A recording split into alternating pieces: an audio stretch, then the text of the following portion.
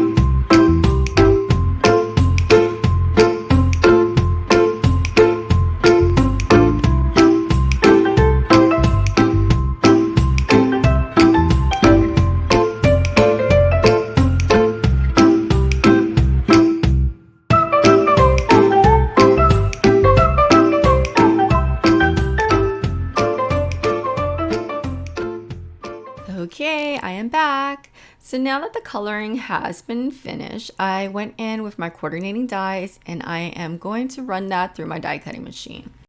I like using a low tack tape to help with the die cutting process so the die doesn't shift around when you're running it through your die cutting machine. So this is a pink tape from Thermalweb and it's really nice because it's not as tacky as the other tape like washi tape, which sometimes would tear off of your cardstock. This tape definitely doesn't do that. Look how easy it is for me to pop it out of the dies. I love when that happens. Okay, so let's talk about the background. I am actually going to stencil right onto the card base. So the card base that I'm using here is the number 6 card blanks from Stay With Stamps. And I'm using the same pink tape to mask off the left side of the cardstock. I am doing this because I will be ink blending the stencil and I don't want any unwanted ink on the left side of the cardstock. So here I am going in with my blending brush and a light shade of ink, and I'm using the striped stencil and I'm lightly blending that onto the card base. I am going heavier on the bottom and lighter on the top, just to get a gradient effect. So after removing the stencil, I went in with some gold iridescent paint and I splattered that on top of the card panel. And once the paint has dried, I went ahead and removed the masking paper. Now, since this is already a pre-cut card base, which I love, all that you have to do is reinforce the score lines. So using my bone folder, I went ahead and did that. Now here, I'm trying to figure out the placement of my die cuts. I wasn't sure which layout I wanted, so here I'm just playing around. And once I was happy with that, I decided to select a sentiment from the stamp set and found a good placement for it. So I went ahead and removed all the die cuts off to the side, and I'm going in with my mini Misty and I'm stamping this down with a black ink. I did stamp the sentiment down twice just to get a good impression. After the sentiment has been stamped down onto the card panel, I went in with the die cuts and repositioned it onto the card front. I'm just making sure that this is exactly where I want it. And then once I was happy with that, I went in with some adhesive. And for the adhesive, I'm using 2 different types. I'm using foam squares as well as liquid adhesive. And the 2 here that I'm using are also from Thermalweb if you're interested. So for the lilac, I went in with foam squares, and I like these foam squares because the backing, it's blue.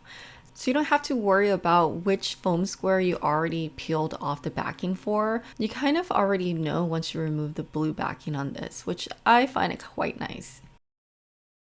And with the leaves and the bumblebee, I went in with liquid adhesive and adhered that onto the card front. Then going in with some scissors, I went ahead and snipped off everything that was hanging off the side of the card except the tip of the lilac flower. And of course, with every card that I make, I like going in with a white gel pen, and I like using the gel pen to add highlights and details onto my card front. So here you can see that I'm going in and just creating little dots and lines all over the card panel. And that pretty much completes the card. I hope you guys found this tutorial useful, and please don't forget to thumbs up, comment, and subscribe. Until next time, I hope you guys have a beautiful day. Bye-bye.